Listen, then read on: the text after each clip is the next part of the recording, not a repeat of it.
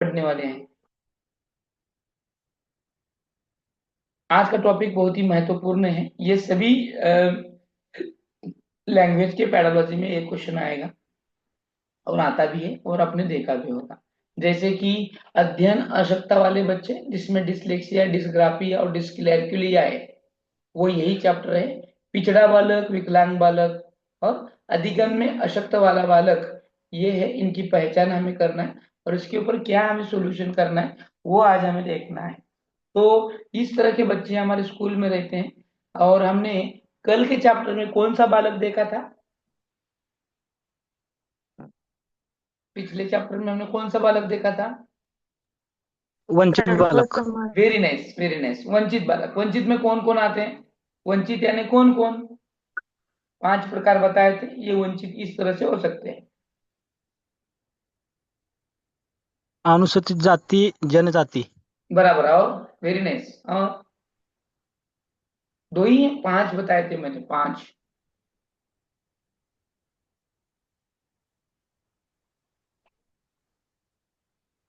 किसी को नहीं पता?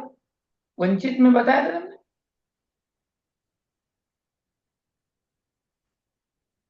बताया था भिखारी नहीं। बाकीचे काय ते झोपले का?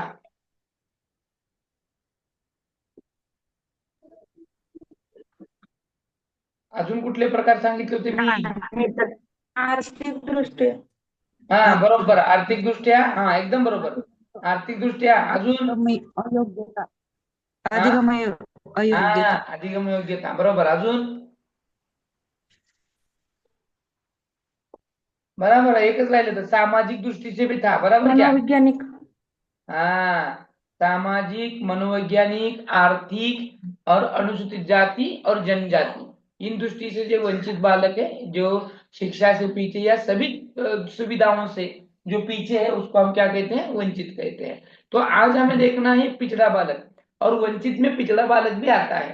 अब ये पिछड़ा बालक कौन है, विकलांग बालक कौन है, उनके प्रकार कितने हैं, उनकी पहचान क्या करनी है और उनके लिए क्या और कैसे काम करना है, ये हमें आज देखना है। तथा अध्ययन आसक्त वाले जो बच्चे होते हैं, लर्निंग डिसेबल, तो वो कैसे होते हैं, वो देखना है, उनकी पहचान हमें करानी है। जैसे कि हमने देखा है, एक मूवी का नाम है जिसका नाम है सारे जमीन पर। मूवी का नाम सारे जमीन पर। तारे जमीन पर है सर। हाँ, तारे जमीन पर है, बराबर। ये जो तारे जमीन पर है, तो ये मूवी में क्या नाम है उस लड़के का? कौन सा शर्मा? बोलो चलो। मूवी में जो हम जो याद नहीं है सर लड़के। ईशान शर्मा ना। हाँ, तो ईशान हाँ शर्मा ईशान के बारे में जो पहचान है, वो अध्ययन डिसेबल वाला लड़का है। और वो लड़के की पहचान हमें यहाँ से करनी है। तो वही टॉपिक देखना है कि हमारे स्कूल में, हमारे क्लास में अलग तरह के बच्चे रहते हैं। इन बच्चों की पहचान हमें करनी है। काय वाले कोणाला पिंपळनेरकर काय झालं?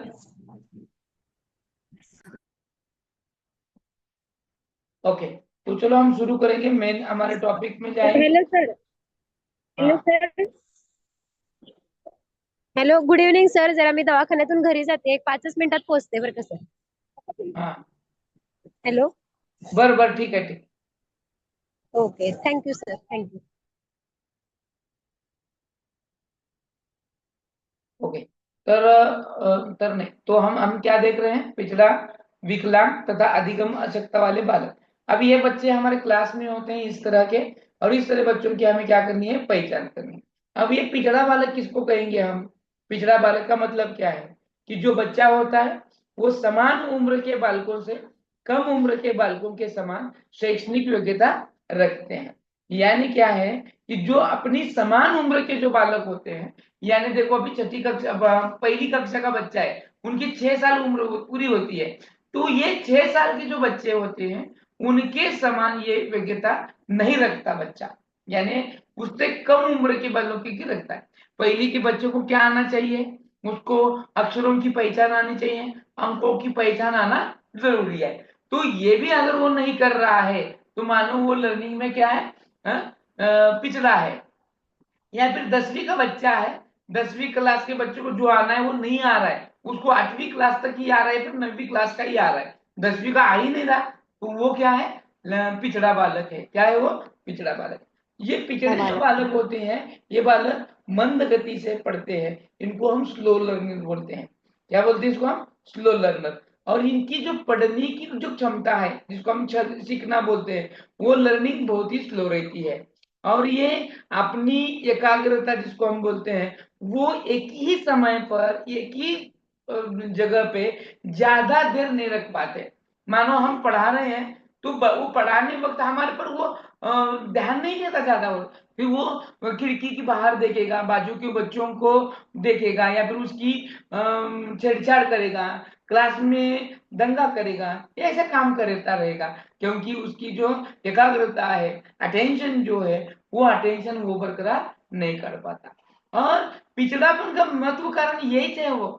और ये जो पिछड़ेपन में महत्वपूर्ण और भी कारण जो आते हैं, उनमें रूप जो होता है, वैसा बच्चा शारीरिक रूप से पिछड़ा होता है, मानसिक रूप से पिछड़ा होता है, सामाजिक रूप से पिछड़ा होता है, फिर वो आर्थिक रूप से भी पिछड़ा हो सकता है। तो ये जो पिछड़े बालक हैं, ये पिछड़ा बालक अपने शारीरिक, मानसिक, सामाजिक और कारण से हो सकता है। फिर शारीरिक में देखो कि सभी बच्चों की तरह वो शारीरिक क्षमता नहीं रख पाता, तो वो पिछड़ा हो गया। मानसिकता में सभी तरह की बच्चों की तरह सोच न रखना, विचार न करना, तर्क न उसी तरह करना, उसकी मेमोरी उस सभी की तरह न होना, तो ये उससे क्या होता है? पिछड़ा होता है। सामाजिक दृष्टि से पिछड़ा यानी सभी को जो सुविधाएं फैसिलिटी मिलती हैं, इसको नहीं मिलती, तो ये पिछड़ा हो जाता है। आर्थिक दृष्टि से यानी सब जो सर्वसामान्य है, जिसके पास पैसा होता है, किसके पास कुछ भी नहीं होता, तो वो भी पिछड़ा हो सकता है। तो इन सब कारणों में हम देख रहे हैं कि पिछड़ेपन में जो कारण होते हैं, एक शारीरिक, मानसिक, सामाजिक और आर्थिक। अभी विकलांग बालक किसको कहेंगे? विकलांग बालक वो होता है जो मानसिक, शारीरिक एवं संवेगात्मक रूप से दोषयुक्त हो, यानी न उसको मेंटली ठीक से अच्छी तरह से सोच रहा है, मेंटली उसकी अच्छी नहीं होती है, वो अपने अपने विश्व में ही गुंग रहता है। शारीरिक के कारण, शारीरिक में जो पैर है, हाथ है, वो विकलांग हो जाना, मानसिकता से विकलांग हो जाना। संवेगात्मक का मतलब क्या है? संवेगात्मक किसको कहेंगे हम? भावनिक। हम्म? हाँ, पढ़ने हमारे की जो गति। कुछ, हाँ, हमारे जो कुछ भावनिक। भावनाएं हैं, हमारे जो भावनाएं हैं, उन भावनाओं को हम क्या कहते हैं? संवेगात्मक कहते हैं। तो ये भावनाओं से वो क्या रहता है? दोषयुक्त रहता है, वो अपनी भावनाओं को खुलकर नहीं बता पाता। तो ये जो बालक हैं, इन बालकों की समस्याओं का समाधान करना हमारा काम है, और उनकी समस्याओं का समाधान कर चुप नहीं रहना है, तो उसका हमें क्या करना है? विकास करना है। तो आज हम पिछड़ा बालक, उसके साथ साथ विकलांग बालक, और सबसे महत्वपूर्ण यानी अध्ययन में अकार्यक्षम बालक, जिसको लर्निंग डिसेबल कहते हैं, इन बालकों की पहचान करने वाले हैं, इन बालकों को देखने वाले हैं। तो उसी तरह से ये जो लर्निंग डिसेबल जो बच्चे होते हैं, वो बच्चे लिखने में, पढ़ने में, बोलने में, अपने खुद को व्यक्त करने में एक असक्षता महसूस करते हैं, तो इनको हम क्या कहेंगे? लर्निंग डिसेबल चाइल्ड कहेंगे। तो अभी हम पूरे देखेंगे पिछड़ा बालक किसको कहेंगे, और उसके साथ हम आगे बढ़ेंगे।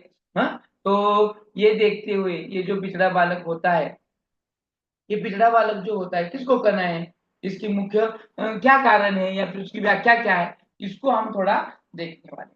अब पिछड़े का मतलब ही है पिछड़ा होना। हमारे बहुत सारे लोग पिछड़े हैं, पिछड़ा यानी किसी फैसिलिटी से, किसी सुविधा से, शारीरिक क्षमताओं से, मानसिक क्षमताओं से, सभी बातों से वो पिछड़ा होता है।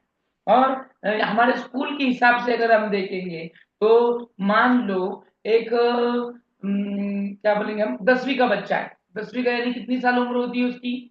10वीं क्लास के बच्चे की लगातार उम्र कितनी होती है?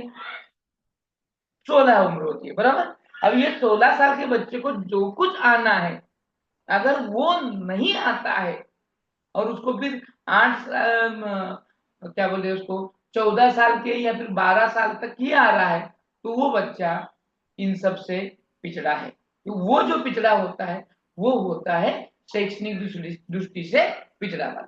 अब हम ये भी देख रहे हैं सिर्फ शैक्षणिक दृष्टि से पिछड़ा होना नहीं है, तो शारीरिक दृष्टि से भी पिछड़ा हो सकता है, मानसिक दृष्टि से हो सकता है, संवेगात्मक हो सकता है, आर्थिकता से हो सकता है, सामाजिकता से हो सकता है। तो ये जो सब बालक हैं पिछड़े कि उनको जो फैसिलिटी मिलना है उसी उम्र में वो न मिलना उसी एरिया की, तो उसको हम क्या कहते हैं, पिछड़ा कहते हैं। अपनी समान उम्र के बालकों से कम उम्र के बालकों के समान शैक्षणिक योग्यता रखते हैं, या फिर उनसे कम योग्यता होती है, उन बालकों को हम क्या कहते हैं, पिछड़ा बालक कहते हैं। और उदाहरण तो हमने देख लिया है, एक आशीष नाम का लड़का है कि जो कक्षा 8 छात्र है, 8वीं का छात्र है और उसकी उम्र 16 है। अब वैसे तो अब ये 8 साल का 8वीं कक्षा में का जो बच्चा होता है, 8 और 6 यानी देखो 14 साल का होना है 8वीं में, लेकिन उस वो उम्र 16 है। अभी ये 14 साल का होना है, 14 साल का, लेकिन इसकी उम्र कितनी है 8वीं में, 16 साल है। 16 साल के छात्र लगभग 10वीं की परीक्षा पास कर चुके होते, लेकिन ऐसे में आशीष 8वीं कक्षा में है। इसका मतलब वो आशीष शैक्षणिक दृष्टि से पिछड़ा बालक है। कितने साल से, 2 साल की उम्र से वो क्या है, पिछड़ा है। समझ में आ रहा है, सर के ऊपर से जा रहा है, अंडरस्टैंड हो रहा है पिछड़ा बालक। हाँ सर। यस। अब हम आगे बढ़ेंगे। अभी इसकी जो व्याख्या है, इसकी व्याख्या बर्ट ने की है कि पिछड़ा हुआ बालक वो है जो स्कूल के जीवन के मध्य में अपनी आयु स्तर की कक्षा से सर आप एक यहाँ नीचे की कक्षा का कार्य, एक नीचे कक्षा की कार्य करने में असमर्थ हो। यानी जो भी कुछ अपनी उम्र का बच्चा है, 8वीं क्लास का बच्चा जो होता है उसके कम लगभग सर आवाज ब्रेक होता है। 13-14 साल की होती है, क्या आवाज ब्रेक हो? लेकिन वो 13-14 साल की सर उसकी आवाज ब्रेक होने होता है। नहीं है। सर आवाज ब्रेक होतोय सर। आवाज क्लियर नहीं आ रही सर आपकी।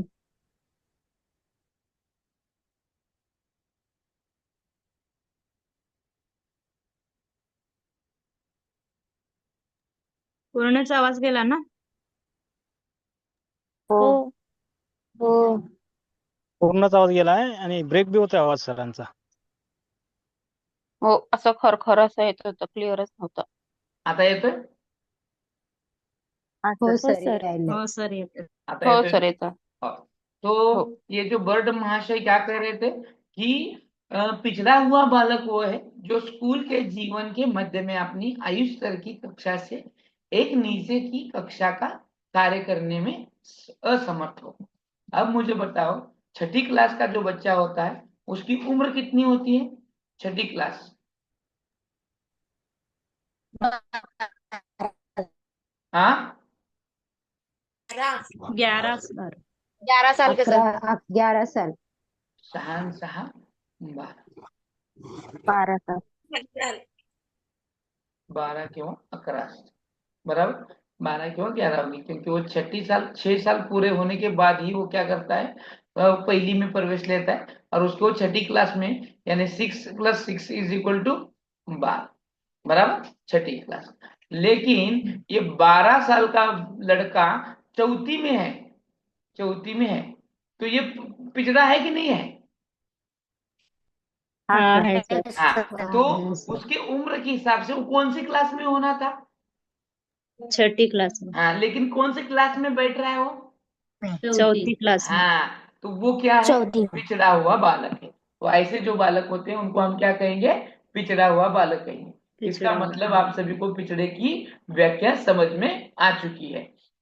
अब देखो, जो बर्टन हाल के अनुसार, बर्टन भैया क्या कहते हैं, देखो, सामान्य पिछड़ेपन का प्रयोग उन बालकों के लिए होता है जिनकी शैक्षणिक उपलब्धि उनकी स्वाभाविक योग्यताओं के स्तर से कम होती है। यानी जो शैक्षणिक उपलब्धि होती है, उपलब्धि यानी अचीवमेंट, उनकी स्वाभाविक योग्यता के स्तर से कम होती है।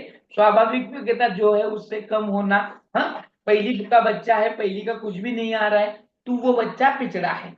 इसी तरह से टी के ए मेनन के अनुसार, देखो ये मेनन भैया क्या कहता है, भारतीय परिस्थिति में पिछड़ा बच्चा पिछड़ा बच्चा वो है जो अपनी कक्षा की औसत 1 वर्ष से अधिक बड़ा हो।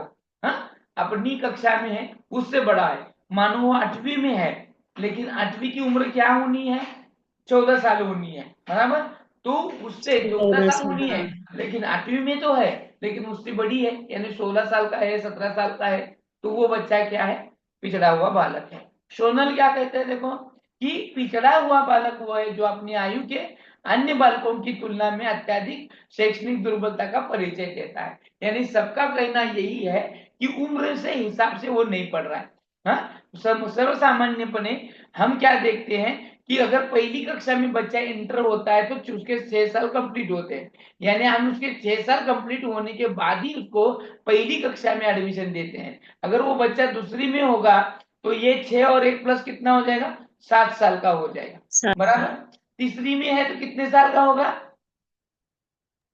8 8 चौथी साल में का। है तो चौथी में है तो 10 10 9 साल का। हाँ, 9 और पांचवी, सॉरी, चौथी में है तो 10 साल 3 तो 9 9 साल 9 साल सर। करेक्ट। और यहाँ पर करेक्ट। हाँ, अब देखो 5वीं में है तो 11 छठी में है तो 11 12 13 14 14 9 15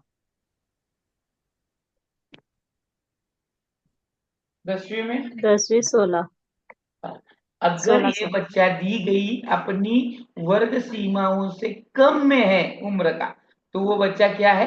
पिछड़ा बालक है।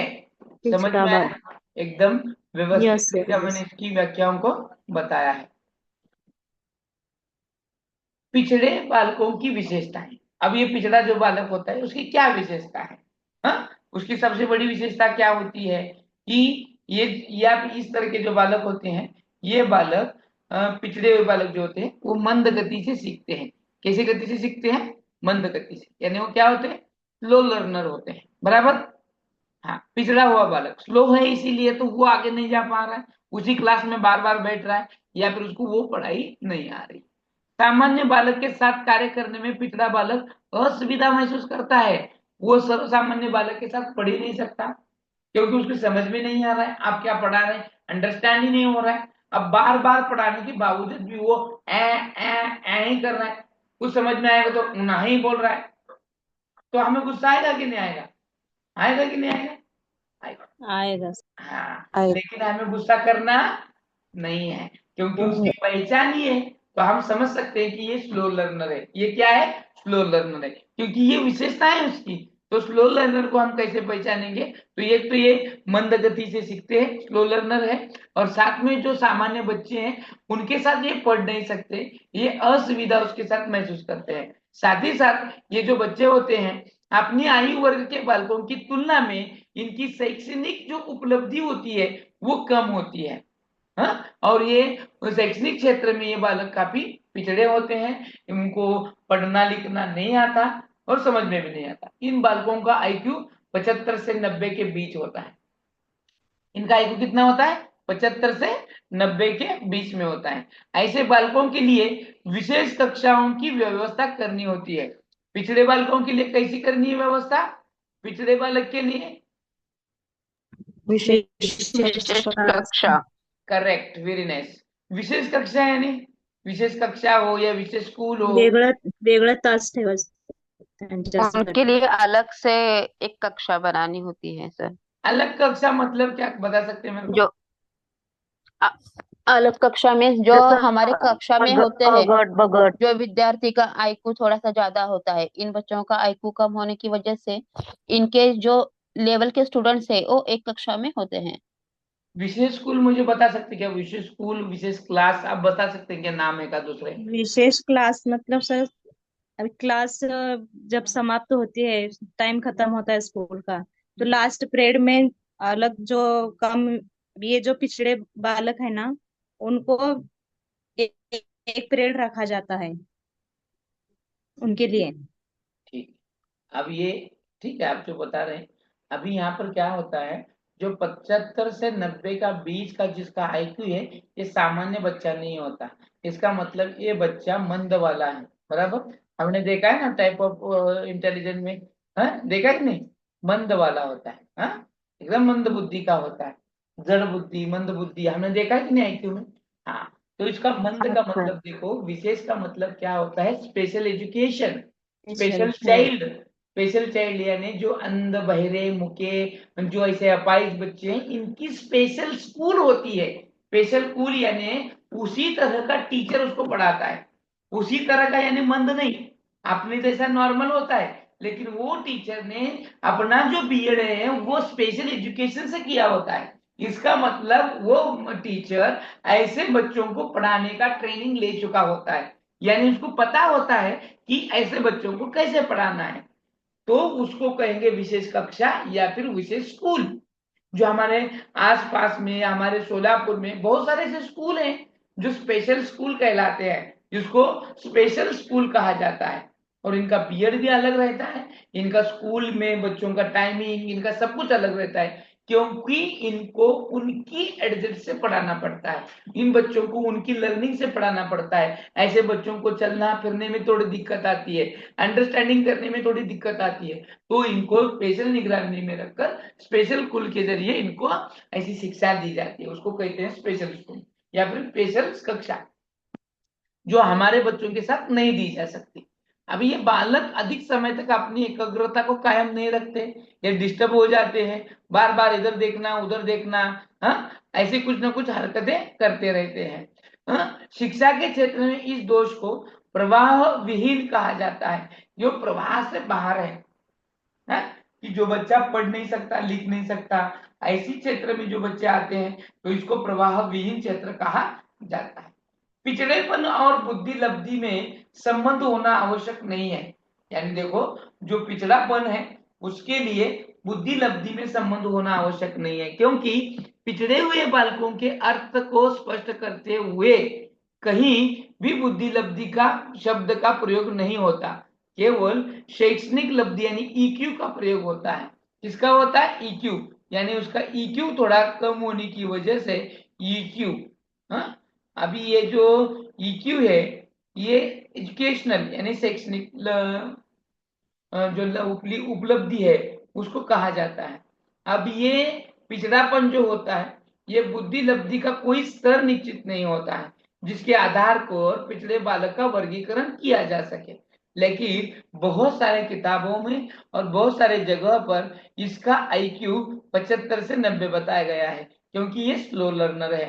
हाँ, तो यहाँ पर मैंने दोनों भी वाक्य को लिया है इसलिए क्योंकि आप कंफ्यूज हो रहे होंगे। ऊपर तो सर ने इसको बुद्धियांक बुद्धि लब्धि यहाँ पर 75 से 90 दिया है और यहाँ तो कह रहा है कि कोई संबंध नहीं होता, केवल ईक्यू का होता है। तो ये बहुत सारे तरह के बच्चे होते हैं और इन बच्चों में ऐसा जो स्तर होता है वो स्तर का कोई निश्चित नहीं होता। क्यों पीछे पड़ रहा है, इसके बहुत सारे कारण भी हो सकते हैं। हर वक्त बुद्धि ही उसकी कारण हो ऐसे भी नहीं हो सकता, उसकी सामाजिक आर्थिक जो परिस्थिति है वो भी उसके ऊपर क्या कर सकती है, प्रभाव डाल सकती है। पिछड़े हुए बालकों की शैक्षणिक उपलब्धि उनकी योग्यताओं को देखते हुए बहुत कम प्रतीत होती है। पिछड़े हुए बालकों की शैक्षणिक उपलब्धि उनकी योग्यताओं को देखते हुए बहुत कम प्रतीत होती है।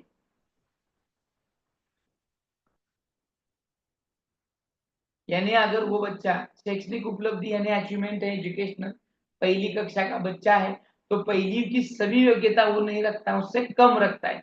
या फिर पांचवी का है बच्चा लेकिन पांचवी की कोई भी क्रियाकलाप बेसिक उसको नहीं आ रहे, तो वो बच्चा क्या है, पिछड़ा बालक है।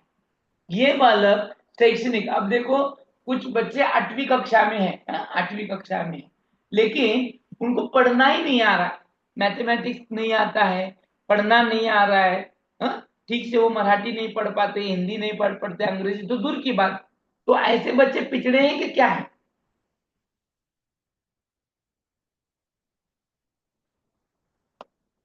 तो उन्हें हम पिछड़ा नहीं कह सकते सर। क्या बछड़ा कह सकते हैं? नहीं सर। क्या कहना है फिर?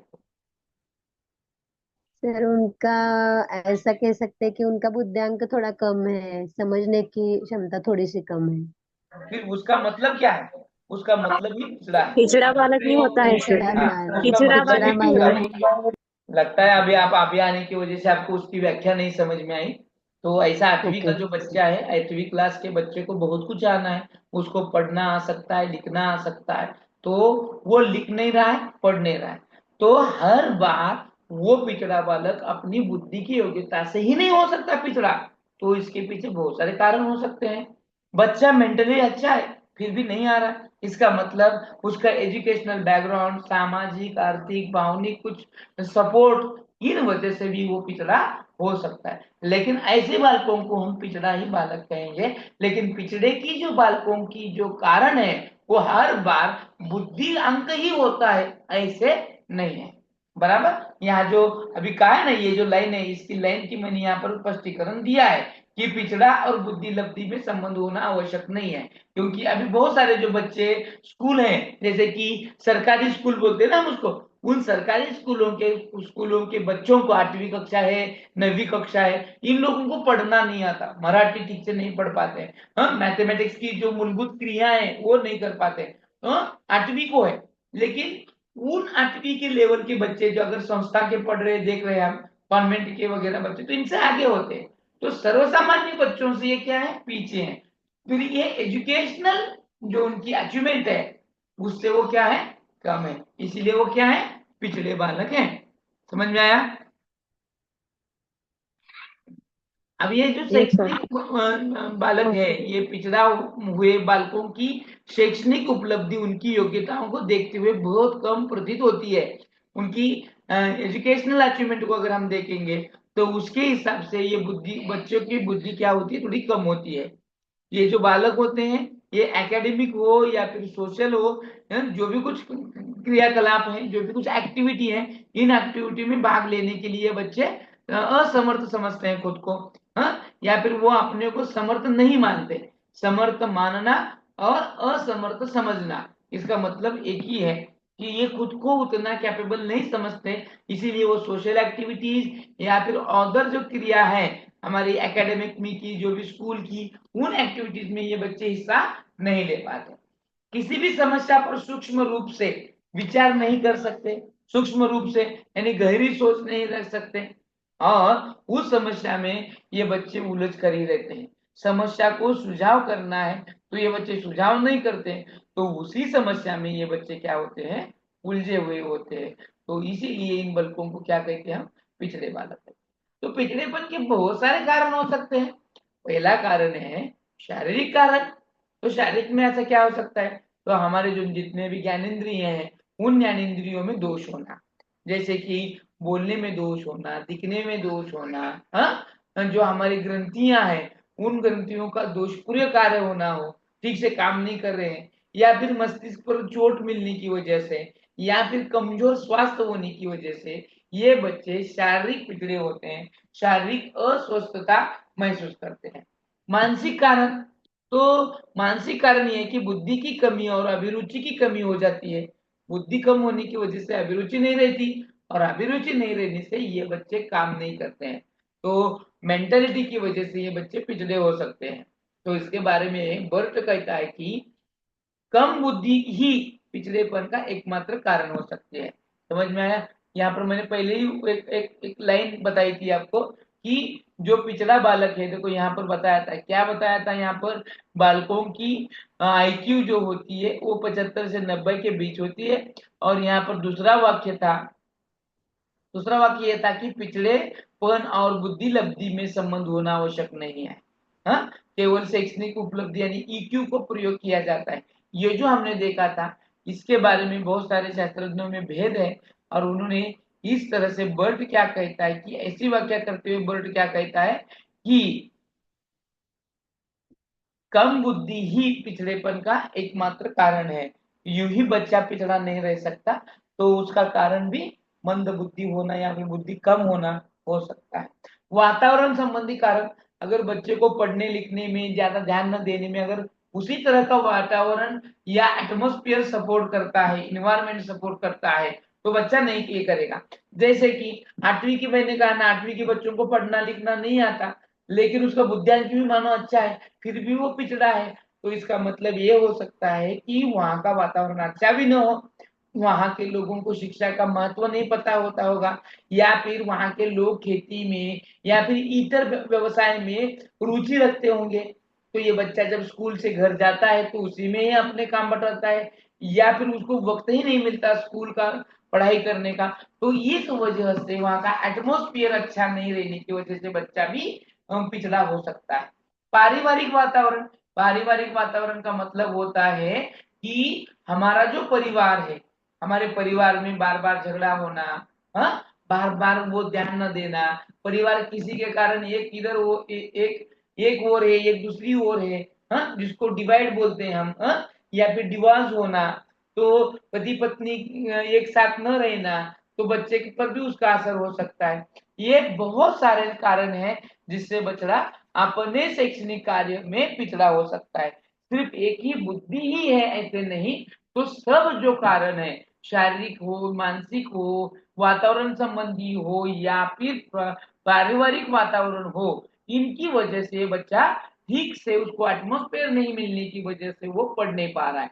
तो ये कारण पिछड़ेपन के हैं। अब ये हमने देखना है स्कूल का वातावरण, स्कूल का इन्वायरमेंट भी अच्छा होना जरूरी है। स्कूल में दोषपूर्ण पाठ्यक्रम और शिक्षण विधियों का प्रयोग होना चाहिए। दोषपूर्ण पाठ्यक्रम यानी न कि ज्यादा हार्ड हो, न कि ज्यादा इजी वाला हो, सभी बच्चों को समझ में आए, वो इसमें एक्टिविटी हो, हाँ, सिर्फ पढ़ाई ना हो, रटंत ना हो, इन सब बातों को ध्यान रखना है। साथ ही साथ वो शिक्षा जीवन उपयोगी हो, इन सब बातों को ध्यान में रखकर पाठ्यक्रम की निर्मित करनी चाहिए। तथा हमारे टीचर लोगों को पढ़ाने में अपनी विविध मेथोडोलॉजी का इस्तेमाल कर बच्चों को पढ़ाना है। शिक्षकों का विद्यार्थियों के प्रति पक्षपात पूर्ण रवैया, हाँ, पक्षपात यानी भेदभाव नहीं करना है। ये अब स्कूल में कैसा है, एक आध बच्चा अगर तुम्हारा फेवरेट है तो तुम क्या करते हो, भेदभाव करते हो। एक्चुअली भेदभाव हमारा कैसा होता है, सामने के बेंच पे जो बैठे हुए 4 होते हैं वो हमारे होते हैं, और स्कूल के बैक बेंच पर बैठे हुए जो बच्चे होते हैं वो किसके होते हैं, वो किसके होते हैं, उसको हम ध्यान ही नहीं देते। ये बैक बेंचर ही दुनिया बदल सकते हैं, बैक बेंचर ही देश चला सकते हैं। अभी हमारे कल या परसों ही आया था देखो पेपर में कि ये बैक बेंचर था और अब क्या बन गया, हाँ। तो देवेंद्र ये ही फडणवीस। बातें यहाँ पर ध्यान लाती है कि टीचर का जो रवैया है, ये मेरा है, मेरा अपना है बोलकर ध्यान दो, बाकी को ध्यान न देना है। तो ऐसा पक्षपात नहीं करना है, तू लड़का है, लड़की है, अपाहिज है बोलकर भी भेदभाव नहीं करना है। शिक्षकों और विद्यार्थियों के संबंध में तनाव, अगर टीचर और स्टूडेंट में तनावपूर्ण रहेगा, यानी ट्रेस रहेगा, दोनों में तान तनाव रहेगा, वाद विवाद रहेगा, तो बच्चा पढ़ पाएगा क्या, नहीं पढ़ पाएगा। नहीं। वैसे तो गणित के टीचर की और हमारी कभी बनी भी नहीं, हमारे दोनों में हमेशा तनाव बना रहा, इसीलिए मैथमेटिक्स आज भी हमारा कच्चा है। यस और नो, यस और नो, इसी तनाव के यस वजह से, सर। क्योंकि सर। इतना पीटते थे, इतना कूटते थे, इतना मारते थे, शब्द ही कम है गणित के टीचर के लिए, है कि नहीं है। तो इस वजह से हमारा विषय कभी गणित प्रिय हो ही नहीं पाया और हमारी प्रगति नहीं हुई। तो हम वो सब्जेक्ट में क्या है, पिछड़े हैं। स्कूल में अनुशासनहीनता यानी शिस्त नहीं रहना, तो discipline is the most important in school, है ना। स्कूल में अगर डिसिप्लिन नहीं है तो बच्चे वक्त पे नहीं आएंगे, टीचर वक्त पे नहीं आएगा, पढ़ाया नहीं जाएगा, ध्यान नहीं होगा, कौन क्या कर रहा है, कौन क्या कर रहा है, कौन कौन सी क्लास में बैठ रहा है। इसीलिए अनुशासन बहुत जरूरी होता है। यस और नो, यस सर। यस हाँ फिर सर। है यस सर। विद्यार्थियों को स्कूल की गतिविधियों में भाग लेने के लिए प्रेरणा में कमी, यानी हर एक बच्चे को स्कूल की एक्टिविटी में हिस्सा लेना है, लेकिन अगर टीचर कम पढ़ता है तो वहां उसको मोटिवेट नहीं कर पाता है, तो बच्चा काम में उस एक्टिविटी में हिस्सा भी नहीं ले पाता, नहीं ले पाता। तो स्कूलों में सहभागी क्रियाओं का अभाव, ऐसे एक्टिविटी कार्य अगर भी नहीं है तो बच्चे कहाँ से लेंगे, पार्टिसिपेट नहीं लेंगे। यानी सिर्फ स्कूल ही एक्टिव नहीं होना है, तो स्कूल के टीचर को भी एक्टिव होना है। ऐसे क्रियाकलाप यानी ऐसे एक्टिविटी स्कूलों में लेना बहुत जरूरी है, जो हम नहीं लेते हैं। विद्यार्थियों के प्रति शिक्षकों की लापरवाही का प्रदर्शन, विद्यार्थियों के प्रति अगर टीचर की लापरवाही है तो वो भी पिछड़ापन का कारण हो सकता है। बच्चा स्कूल आ रहा है कि नहीं आ रहा है, मैं उसको पढ़ा रहा हूँ, वो समझ में आ रहा है कि नहीं आ रहा है, वो ये कर भी रहा है कि नहीं कर रहा है, इसके बारे में अगर हम लापरवाही दर्शाते हैं तो बच्चा भी यहाँ पर वो पढ़ नहीं पाता है। अयोग्य शिक्षकों की नियुक्ति, अगर अनक्वालिफाइड, अभी देखो वो पंतप्रधान कौशल्य योजना के तहत हर एक स्कूल में टीचर नियुक्त किया गया है जो 12वीं कक्षा का है, 12वीं ही पास किया है, जिसको 10,000 किसको 15,000 पेमेंट मिल रही है। अगर ऐसे बच्चे अयोग्य टीचर अगर उन बच्चों को पढ़ाएंगे तो क्या हाल होगा उन बच्चों का। हाँ, अब जो बाकी के बच्चे हैं जो TET, CTET, DEd, BEd qualify होने के बावजूद भी उनको नौकरियां नहीं मिल रही है, और ये कल का 10-15 हजार का बच्चा अगर उसको पढ़ा रहा है तो ये क्या है, अयोग्य नियुक्ति है कि नहीं, तो क्या है। तो इसीलिए शिक्षकों की योग्य नियुक्ति करना बहुत जरूरी है। बराबर है कि नहीं, यस और नो? Yes sir. हाँ सर। हमारे जो अंग्रेजी स्कूल है उसमें ऐसे हर वक्त होता है, हाँ, वो कम सैलरी वाले टीचरों की भर्ती करते हैं। और कम सैलरी कौन लेता है, जिनका कम एजुकेशन है। हमारा तो कम एजुकेशन है ही नहीं है, हम कम लेंगे क्या, नहीं लेंगे, हम सेटिस्फाई नहीं है। तो इस वजह से क्या होता है, संस्था अपना हित देखती है, टीचर अपनी नौकरी चाहता है और बच्चे अपनी शिक्षा पाते हैं, लेकिन इनको वो सब क्वालिटी में नहीं मिलता है। तो वो क्या है, वो कौन है, वो अयोग्य शिक्षकों की नियुक्ति की वजह से हमारा स्कूल का एनवायरनमेंट खराब हो जाता है और बच्चे यहाँ पे दिलचस्पी नहीं लेते हैं। शैक्षणिक निर्देशन में की कमी, यानी हमें अनुदेशन करना है, बच्चों को डायरेक्शन देना है, इनके बारे में कमियां होना, जो भी कुछ एजुकेशनल गाइडेंस है उसकी कमी होना, बच्चों को सही गलत की पहचान हो, नेक्स्ट स्ट्रीम क्या है वो मालूम होने में दिक्कत हो, इन सब बातों को लेकर यहाँ पर क्या होता है कि बच्चे यहाँ पर अपनी शैक्षणिक उपलब्धि नहीं दिखा पाते। स्कूल में अनुपस्थिति का रहना, बच्चा अगर स्कूल ही नहीं आ रहा है, बार बार भी वो अब्सेंट रह रहा है, तो उसको कुछ समझ में आएगा क्या, कितना भी कुछ पढ़ाए, तो नहीं आएगा। तो कितना भी वो फास्ट लर्नर हो, अगर वो स्कूल को प्रेजेंट नहीं कर रहा है तो उसको कुछ भी समझ में नहीं आएगा। फिर है अन्य कारण, अन्य कारण की वजह से भी बच्चा पिछड़ा हो सकता है। यहाँ अन्य कारण में कौन है, सबसे पहला है आस पड़ोस, हमारा अगर वातावरण ही वैसा है, अगर यहाँ पर बच्चे बैठ कर पत्ता खेलते हैं, पत्ता 3 पत्ता 2 पत्ता, ये जो रम्मी वगैरह है, अगर ऐसे खेलते हैं आस पड़ोस में, तो बच्चा स्कूल जा पाएगा, वो फिर नहीं जा पाता है तो फिर वो पढ़ पाएगा, अगर नहीं पढ़ पाता है तो फिर अचीव कर पाएगा, नहीं कर पाएगा। तो ये सबसे महत्वपूर्ण है, इसीलिए हमें ये पहचानना है। और दूसरा है हमारी मित्र मंडळी, डोळ्या शेजारी पोळ्या बांधला वान नाही तर गुण लागणार। तो हमारी पहचान हमारे दोस्तों से होती है, इसीलिए हमारे दोस्त बहुत अच्छे होना बहुत जरूरी है, और उसी की वजह से ही हमारा प्रभाव शिक्षा पर यहाँ पर पड़ता है। रेडियो, अन्य कारण में रेडियो भी है, ज्यादातर सुनना, अभी हम रेडियो नहीं सुनते, मोबाइल सुनते हैं, मोबाइल में एफएम सुनते हैं या फिर लाइव कुछ डालकर सुनते हैं। तो ये अगर कर रहे हैं बार बार, वो मोबाइल में ही ध्यान दे रहे हैं, तो हम अपना विकास नहीं कर पा रहे और वो बच्चा शिक्षा में पिछड़ा बनते जा रहा है। सिनेमा देखने की वजह से, टेलीविजन, समाचार पत्र, क्लब, धार्मिक संस्थाएं, पत्र पत्रिकाएं आदि में, ये आदि कारण है जो बच्चा पिछड़ा हो सकता है। साधारणतः इनका प्रभाव उचित पड़ता है, लेकिन कई बार यही संस्थाएं बालकों का सही रास्ते से भटका देती है। यानी एक्चुअल अभी जो ये हमने संस्थाएं पढ़ी है ये उचित कार्य ही करती है, लेकिन कभी कभी क्या होता है, जो हम संदेश को देना चाहते हैं वो संदेश अगर प्रॉपर नहीं मिल रहा है बच्चों को, तो वो क्या हो जा सकता है, मानसिक पिछड़ा बालक हो सकता है। आ रहा है समझ में? हाँ सर। Yes sir. हाँ सर। अब आगे देखेंगे, इन बालकों की, जो पिछड़े बालक हैं, इन बालकों की शिक्षा कैसी देनी है। तो इन बालकों को जो शिक्षा देनी है, ये सबसे पहला एक्टिविटी बेस्ड में देना है, जिसमें बच्चा एक्टिव रहे, बच्चा निराशता ना पैदा करे, बच्चे को निराशता वो पढ़ने से दूर न रखे, इन बातों को दूर फरमाना है, बराबर। और बच्चों को हस्तपरक विधियों में हिस्सा लेने को प्रोत्साहित करना है, हाँ। और समस्या के निराकरण के लिए विशेष शिक्षा कार्यक्रम की आवश्यकता करना पड़ती है, वो हमें करना है। व्यक्तिगत ध्यान देना है, हाँ। हस्त उद्योग, लघु उद्योग, इनमें उसको एक्टिव करना है। विशेष स्कूलों या कक्षाओं की व्यवस्था हर एक स्कूल में उपलब्ध करवानी है। विशिष्ट पाठ्यक्रम और शिक्षण विधियों पर ध्यान देना है। शिक्षा मनोवैज्ञानिकों की सहायता लेना है और निर्देशन सेवाओं की व्यवस्था भी हमें यहाँ पर लेनी है। समझ में आया?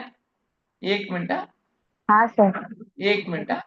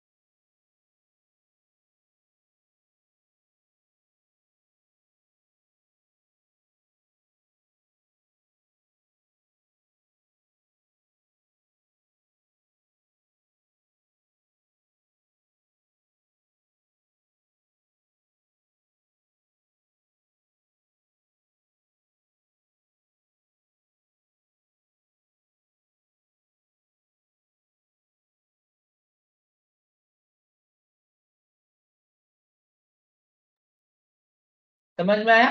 ये पिछड़े जो बालक हैं, ये पिछड़े बालकों की शिक्षा किस तरह से देना है, बच्चा किस तरह से उसको हमें सुधार लाना है।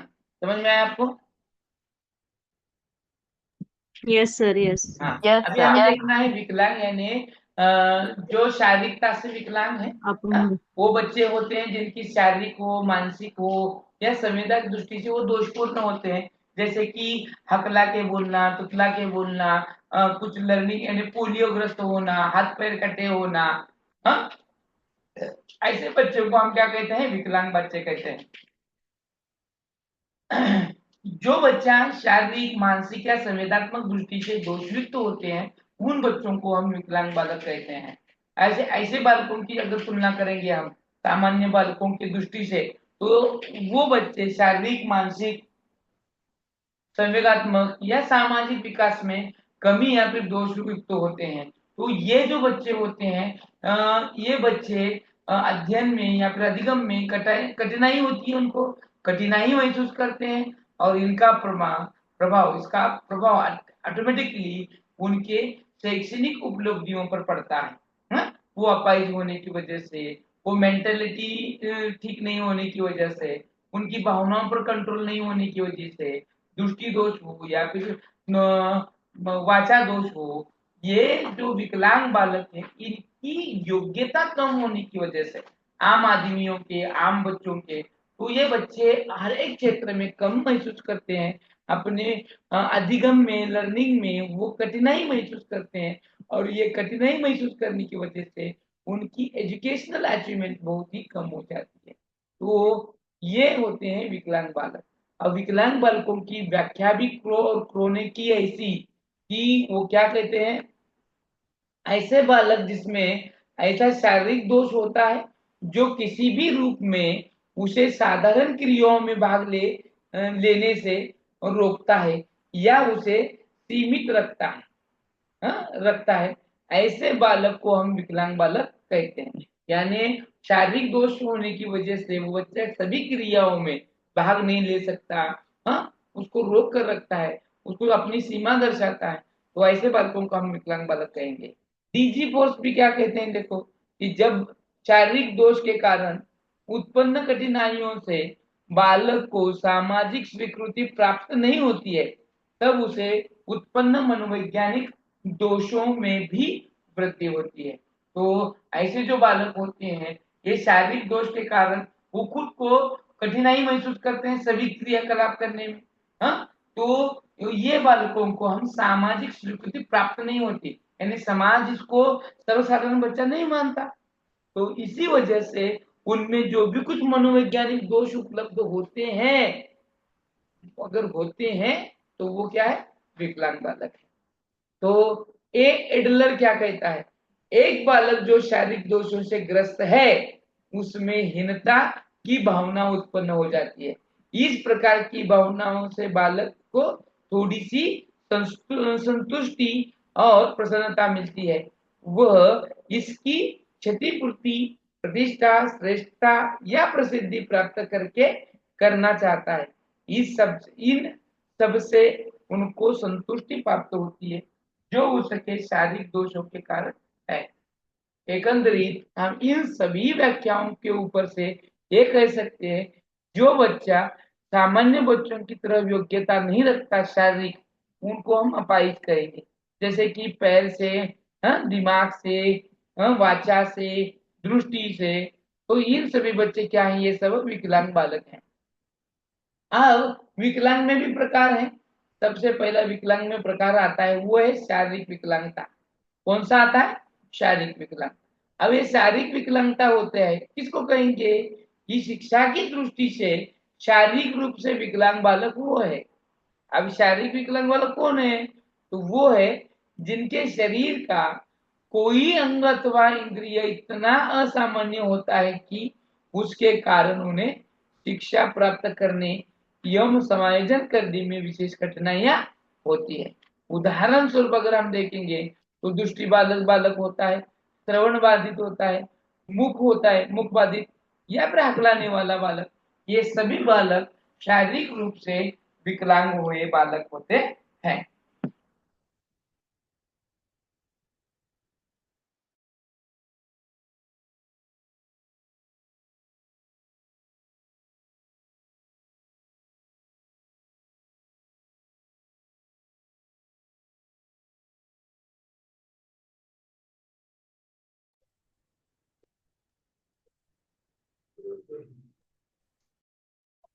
तो बालकों के अधिगम एवं शिक्षा के क्षेत्र में पिछड़ेपन का कारण शारीरिक विकलांगता भी हो सकती है।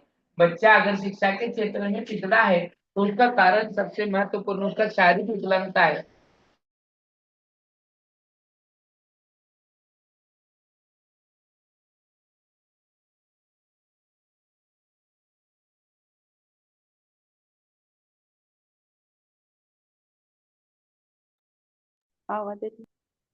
बालक की शारीरिक विकलांगता के अनुरूप शिक्षा की व्यवस्था की जानी चाहिए, बराबर। और उसी हिसाब से उन बच्चों को हमें पहचान कर उनको उनकी सुविधा प्राप्त करा के देनी है। अब ये जो शारीरिक विकलांग बालक हैं, मैंने वो कहा ना, हाथ पैर से कटा होना या फिर हाथ पैर से सामान्य बच्चों की तरह काम न करना, हकलाना, दृष्टि कम होना, यानी शरीर के किसी भी हिस्से में दोष होना, तो उसको हम क्या कहेंगे, शारीरिक विकलांगता कहेंगे। समझ में आया शारीरिक विकलांगता? किसको कोई डाउट है क्या इसके बारे में? नहीं नहीं सर, समझ में आया। में आया।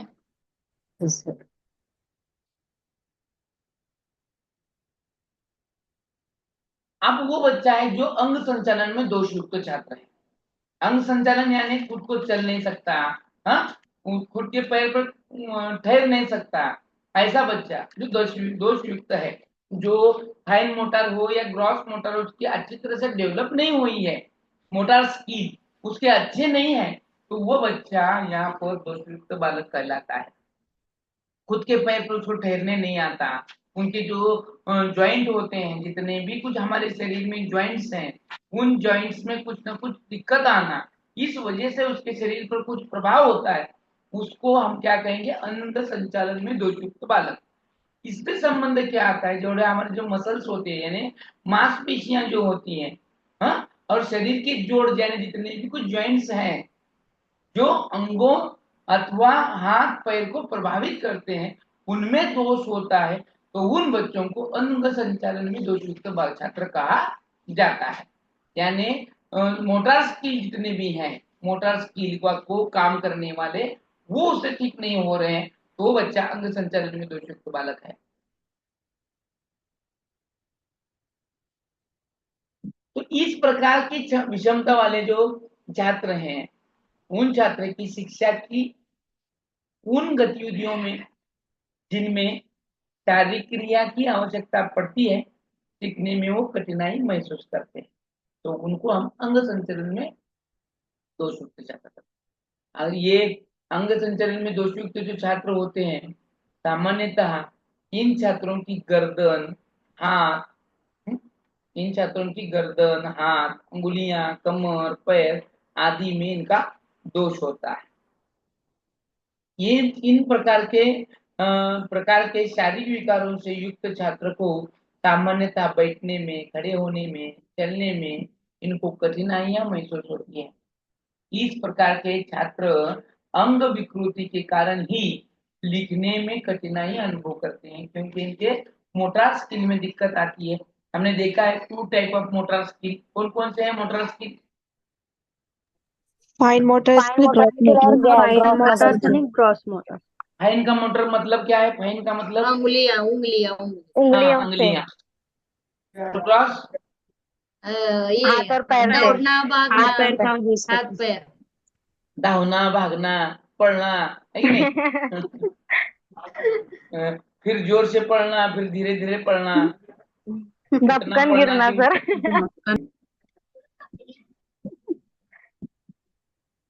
ये समझ में आया? आप सभी को समझ में आया? हाँ सर। अब वो बालक है जो दृष्टि दोष युक्त छात्र है। देखो, आप मुझे बताओ, आप बताओ मुझे कि दृष्टि दोष युक्त वाला छात्र किसे कहेंगे? अब इसको डेफिनेशन की जरूरत नहीं है हमें। दृष्टि दोष वाला किसको कहेंगे? जो बच्चों को दिखाई में कम दिखाई देता है, अक्षरों में समझ में नहीं आती। Very nice. अभी दृष्टि में भी दोष बहुत सारे दोष होते हैं। कौन कौन से हैं पता है क्या आपको? पास का नहीं दिखता है, किसी को दूर का नहीं दिखता है। अरे वाह, वेरी नाइस। पास का न दिखना, दूर का न दिखना, कम दृष्टि दूर होना का न दिखना, और टोटली ब्लैक बोर्ड ब्लाइंड पर होना। लिखे हुए वर्ड नहीं दिखना, निकट दृष्टि, दूर दृष्टि सर। हाँ, बराबर। निकट दृष्टि, दूर दृष्टि और ब्लाइंड, टोटली कुछ ही दिखाई न देना। देना, तो हाँ। ऐसे बच्चों को हम पहचान कैसे करेंगे? मानो एक बच्चा एक कम दृष्टि दिखाई देता है, उसकी पहचान हम कैसे करेंगे?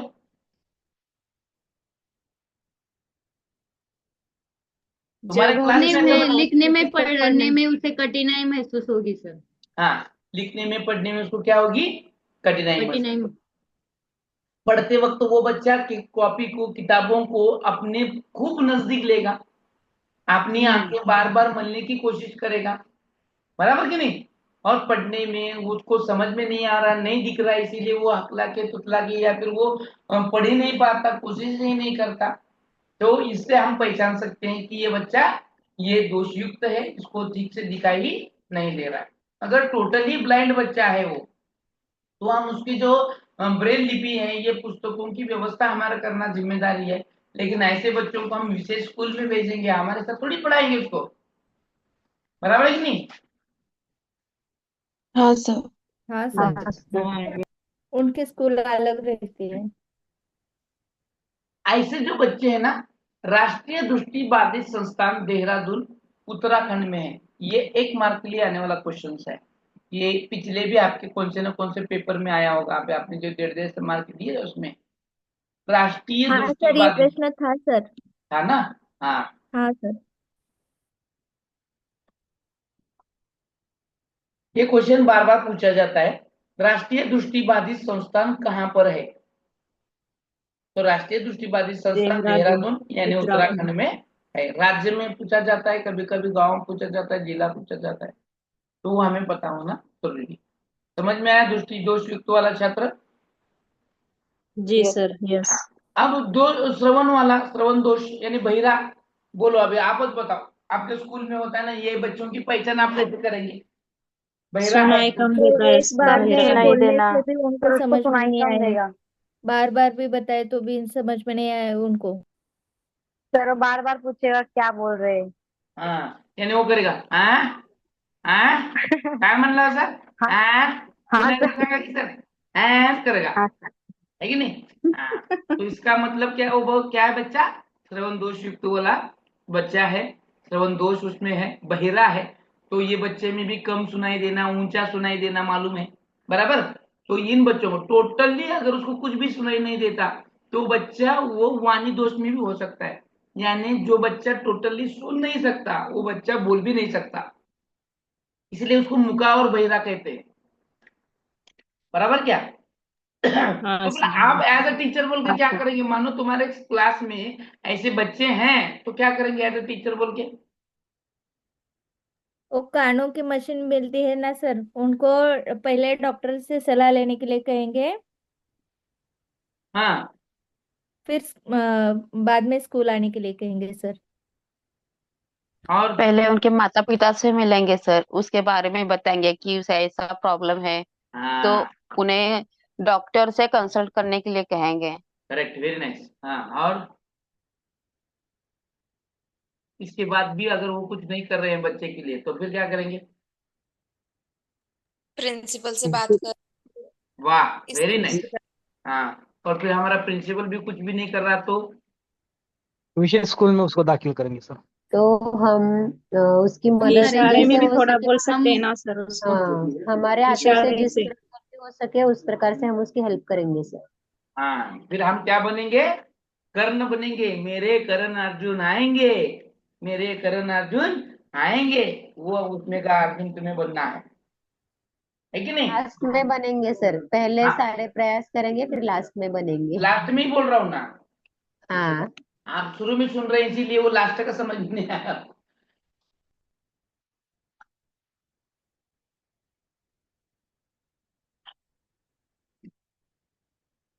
तो ऐसे वाले जो बच्चे हैं, इन बच्चों को हेल्प किस तरह से करना है ये मैंने पहले ही बताया है।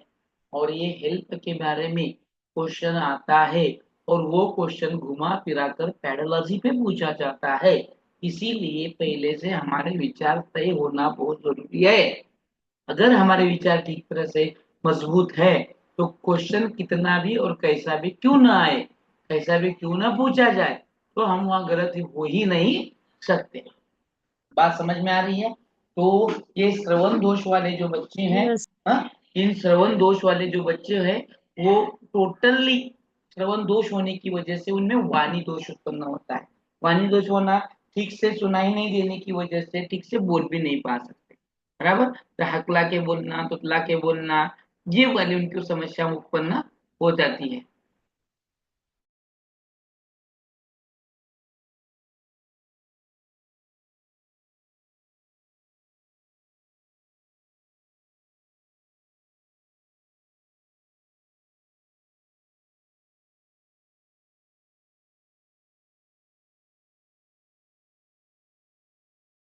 समझ में आया?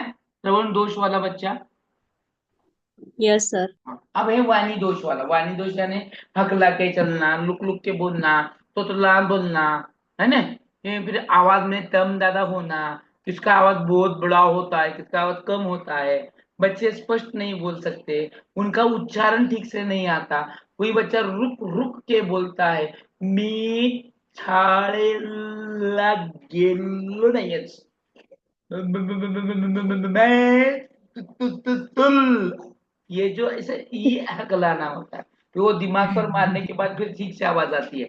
हाँ, वो मेरे राजा बाबू आएंगे, है ना? पिक्चर आहे बघा ते कुठला, शक्ती कपूरचा, है का नाव माहिती त्याला?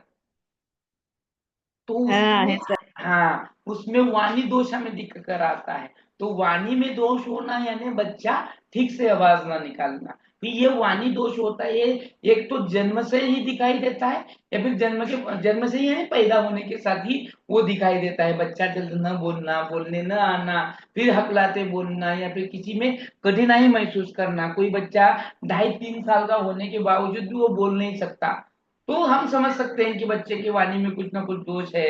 हाँ, ठीक से उच्चारण न कर पाना, ल का उच्चारण न करना, क से ठीक से न बोलने आना, रुक रुक कर बोलना, आवाजों में कम ज्यादा होना, आवाज मोटा पतला, यानी उसको क्या कहेंगे, आवाज का जो टोनिंग होता है, लड़का बात कर रहा है कि लड़की बात कर रही है, यही नहीं समझ में आता।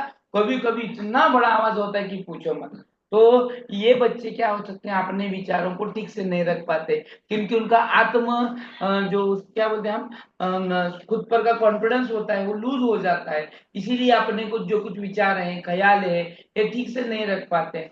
हाँ, और ये बच्चे अपने वाणी की वजह से कठिनाई बहुत महसूस कर सकते हैं। कभी देखा है आपने अपने स्कूल में ऐसे बच्चों को पहचान सकते हैं कि आप आइडेंटिफाई कर सकते हैं कि अपने क्लास में अगर ऐसा कोई बच्चा हकलाता ततलाता है, उसको बोल सकते, पहचान सकते हैं कि आप यस, हाँ। कैसे, हाउ, हाँ कैसे कैसे पहचानेंगे?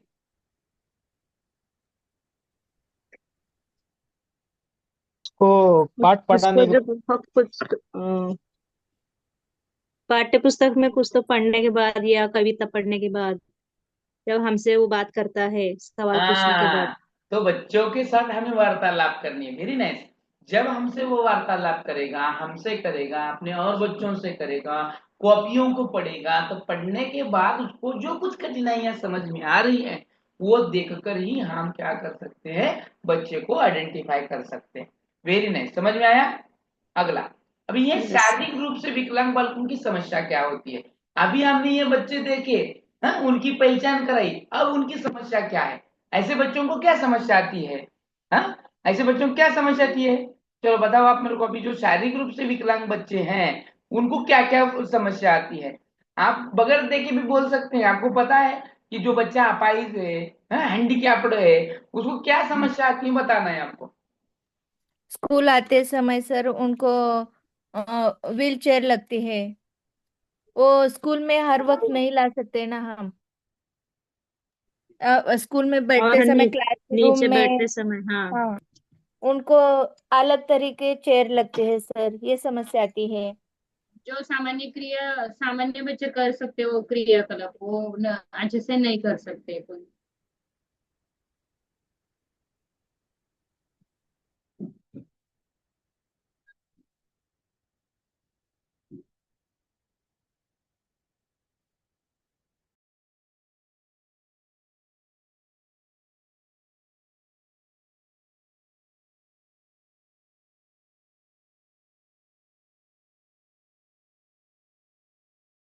वेरी नाइस, एकदम बराबर। तो ऐसे जो बच्चे होते हैं, शारीरिक रूप से बच्चे जो होते हैं, उनको प्रवेश नहीं करने आता है स्कूलों में, क्योंकि उनको बैठने में, उठने में, चलने में दिक्कत आती है। हाँ, ऐसे बच्चों के लिए विशेष चेयर की जरूरत पड़ती है, बराबर, क्योंकि वो आम बच्चों के चेयर पे बैठ ही नहीं सकते। एक तो उनका पैर हाथ ठीक से काम नहीं कर पाता, इसीलिए वो बच्चा हमारे से एडजस्टमेंट ही नहीं कर सकता। तो सबसे पहली जो कुछ समस्या आती है उसको, तो वो है एडजस्टमेंट की। बच्चा खुद को ढाल ही नहीं पाता। हाँ, और साथ ही साथ ऐसे बच्चों की जो समस्या होती है शारीरिक रूप से, चलने बैठने फिरने उठने के बारे में आती है, स्कूल में आना, स्कूल से जाना, ऐसे बच्चों को रोज लाना, एक दिन का थोड़ी है लाने काम हो गया, तो डेली वही करना है, तो उसके माँ बाप पेरेंट्स भी यहाँ पर थक जाते हैं। फिर ये सारी समस्याएं आती है, लाने से लेकर छोड़ने तक, और छोड़ने से लेके बैठना, उठना, चलना फिरना, अंडरस्टैंडिंग करना, और एक दूसरे से एडजस्टमेंट करा के लेना, इन सभी बारियों में ये शारीरिक रूप से जो विकलांग बच्चे हैं, इनको समस्याओं को सामना करना पड़ता है। शारीरिक रूप से जो विकलांग बच्चे हैं, फिर उनकी शिक्षा किस तरह से देनी है, इन बच्चों को जो विकलांग बच्चे जो हैं, शारीरिक रूप से जो विकलांग बालकों की जो शिक्षा है, वो सामान्य बालकों के साथ संभव नहीं हो सकती। हाँ, इन विकलांग बालकों को जो अधिगमन है और उनका समायोजन यानी एडजस्टमेंट जो है, सभी विभिन्न समस्याओं का सामना उनको करना पड़ता है। इन समस्याओं के परिणाम स्वरूप बालकों में इन भावनाओं का विकास होता है। अंततः विभिन्न दृष्टिकोणों से विकलांग बालकों को विशेष शैक्षणिक सुविधाओं की आवश्यकता पड़ती है। हाँ, जैसे कि व्हील चेयर हो, हाँ, जिस भी चीज की जरूरत है, वो जिस तरह का हैंडीकैप्ड बालक है उसी तरह का उसे टूल इक्विपमेंट की जरूरत होती है, वो प्रोवाइड होना बहुत जरूरी होता है। हाँ, उनका जो दृष्टिकोण होता है, व्यू ऑफ अप्रोच, हाँ, अपने समाज की ओर, स्कूल की ओर, दोस्तों की ओर, हाँ, इनका बारे में वो थोड़ा थोड़ा अनभिन होता है। तो देखो ऐसे जो बालक होते हैं ना, उनके बारे में अगर हम कभी दया दिखाएंगे तो वो बच्चों को पसंद नहीं आती। आती है क्या? अगर आप किसी हैंडीकैप्ड को हेल्प करो, वो कैसा महसूस करते हैं? एकदम गिल्टी फील करते हैं। अंध वाले तो तुम्हारी हेल्प चिड़चिड़ापन। लेंगे भी नहीं। जो अंध बालक होते हैं ना, वो तुम्हारी हेल्प ही नहीं लेंगे कि तुम मेरे को, मैं अंधा हूं बोलकर मुझे तो सहानुभूति दिखा रहा है, सिंपैथी, वो गलत है, ये ऐसे सोचते हैं, उन्हें न्यूनगंड होता है। तो इनको पढ़ाना थोड़ा अलग होता है, जिक्र का होता है, हाँ, समस्या वाला होता है। तो अपंग बालकों की शिक्षा, अभी शारीरिक रूप से विकलांग बालकों की शिक्षा देखा, अभी अपंग बालकों की शिक्षा हम देखेंगे। समझ में आ रहा है ना? समझ में आ रहा है कि नहीं आ रहा है? Yes sir, yes yes yes आ रहा सर, है। आ रहा है। बाउंस तो नहीं हो रहे ना दिमाग के ऊपर से? नाही सर. नाहीतर मी शिकवायचो फटाफटा तुमच्या डोक्याच्या वरनं जायचं खटा खटा खटा. नहीं सर, ऐसा नहीं हो रहा.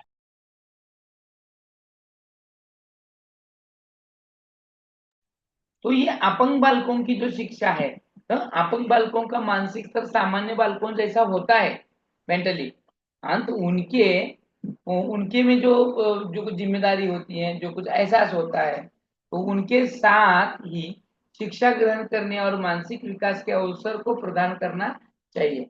ऐसे बालकों के लिए, शिक्षा के लिए, ये जो अपंग बालक है, उनका मेंटलिटी जो होता है सामान्य बालकों की तरह ही होते हैं। ये अपंग शरीर से है लेकिन दिमाग से तो ठीक है ना, तो इसीलिए हम सर्वसामान्य बच्चों के साथ इनको शिक्षा का प्रावधान कर सकते हैं।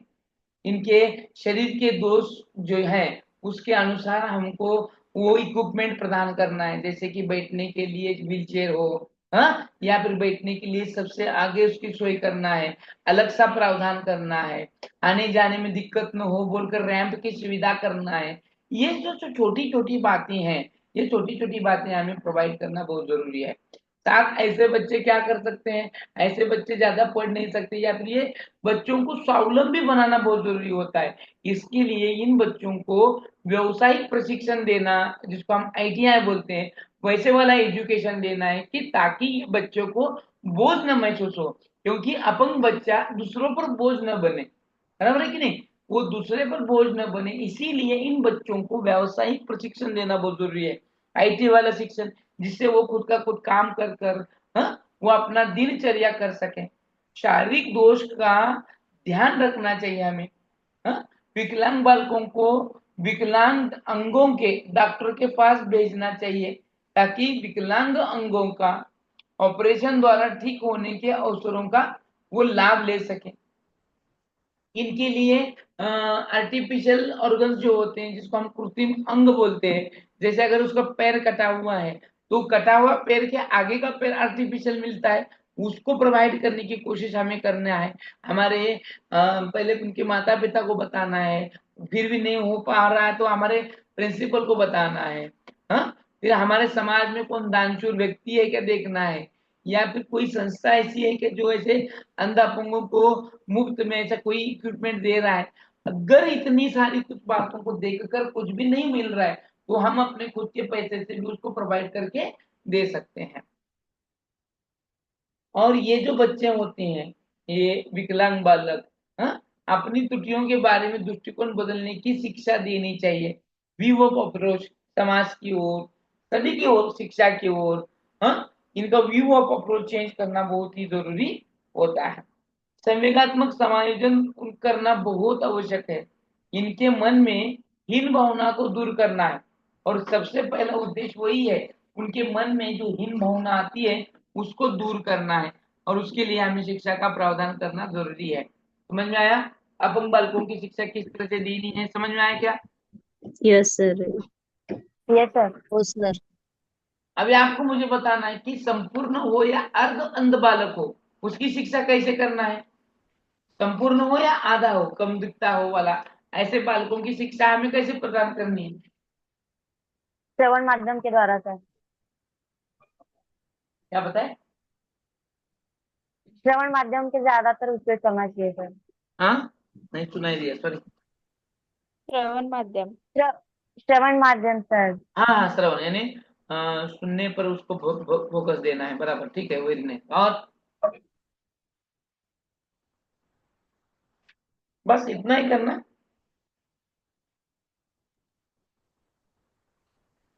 अगर आता जिनको है जो स्कूल में रोशनी की प्रॉब्लम होती है सर, जो सूरज की किरणें होती है, उनको वैसी जगह पे नहीं बिठाएंगे, दूसरी जगह पे बिठाएंगे।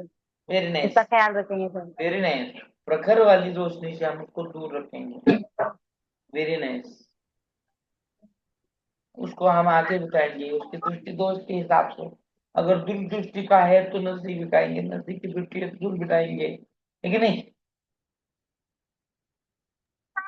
हाँ उसके लिए अलग मेज का इस्तेमाल करेंगे, है कि नहीं? अगर बच्चा अर्ध अंध है यानी कम दृष्टि वाला है, तो उसके हिसाब से हम उसको पहले डॉक्टर के पास भेजेंगे। भेजने के बावजूद अगर उसको इक्विपमेंट में कमी पड़ती है, जैसे कि एनक वगैरह, तो मुफ्त में दिलाने की या फिर चश्मा। छूट मिलाकर देने की कोशिश वहां पर हम करेंगे। हाँ, कौन बात कर रहा है?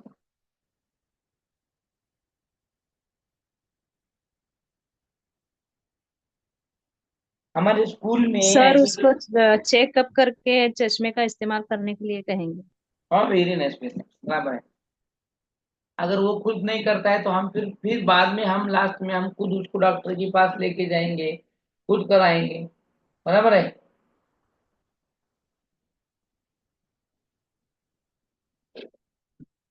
तो ऐसे जो बालक होते हैं जो अर्ध अंध बालक होते हैं, कम दिखाई देना, तो इनको ज्यादा रोशनी नहीं चाहिए, ज्यादा रोशनी।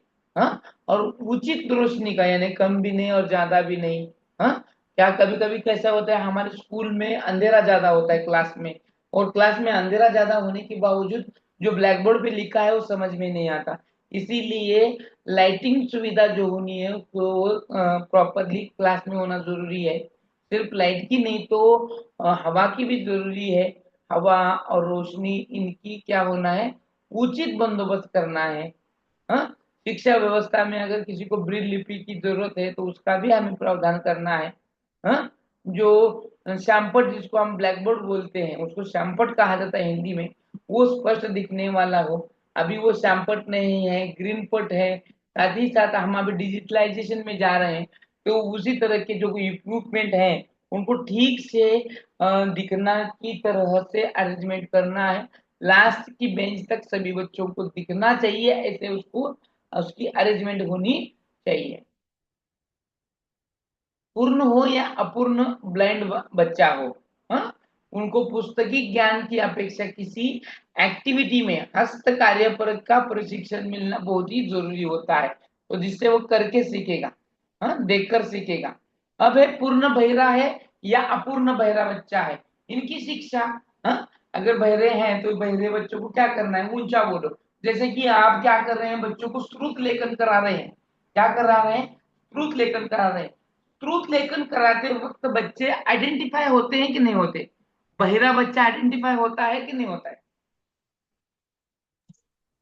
नहीं होगा सर। हाँ होगा। वो कुछ समझ वो लिख नहीं पाएगा सर। हाँ, तो कैसे पहचानेंगे हम? लिख नहीं पाएगा, बार बार पूछेगा, लाइन को दोहरा डबल पूछेगा, ए बीच में ही करेगा। सर और एक बार बताओ, और एक बार बताओ, ऐसे बार बार कहेगा, है कि नहीं? हाँ जो सर। पूर्ण हाँ। पूर्ण बहिरा बच्चा है, हम अधूरे जो बहरे होते हैं जिनको कम या फिर ऊंचा सुनाई देता है, जिसका इलाज मशीन लगाकर उसको सुनाई देता है, तो ऐसे बच्चों को हम सामान्य बच्चों के साथ शिक्षा प्रदान कर सकते हैं। लेकिन जो पूरा बहरा है, पूरा टोटली, अगर पूरा बहरा है तो उसको बोलने भी नहीं आ सकता, वाचा भी दोष हो सकती है। तो ऐसे बच्चों को विशेष प्रकार के जो स्कूल हैं जिसको स्पेशल एजुकेशन कहा जाता है, उसकी व्यवस्था हम करेंगे, बराबर। उसी तरह उसको हाँ जी प्रशिक्षण यस देंगे, उसी तरह उसको पढ़ाएंगे। तो कई शहरों में ऐसे जो पूर्ण बहरे बच्चे हैं उनके लिए स्कूलों में व्यवस्था भी की जा सकती है। जैसे कि देखो यहाँ पर बताया कि गुड़गांव में, रोहतक और दिल्ली में ऐसे जो स्पेशली डम बच्चे हैं उनके लिए स्कूलों की व्यवस्था की गई है। तो ऐसे बालकों के माता पिता का शिक्षण भी आवश्यक है।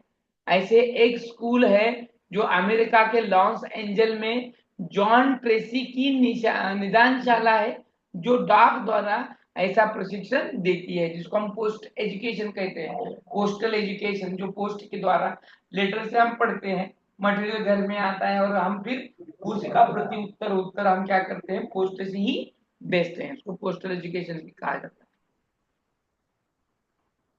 समझ में आया? साथ ही ऐसे जो बच्चे हैं, ये बहरे बालकों के लिए अलग स्कूल की व्यवस्था नहीं होनी चाहिए। कम बहरे जो हैं, ऐसे बालक जो है ना, शिक्षा के होठों से बहुत कुछ जान सकते हैं। तो फिर वो लिपसिंग जो होती है ना, वो हमारा जो ओठ नीचे ऊपर होने के बावजूद जो भी कुछ ध्वनि निकलती है, वो ध्वनि हमारे मुंह को देखकर वो पहचान सकते हैं। तो उसके बारे में ट्रेंड कर बच्चों को हमें वो देना है।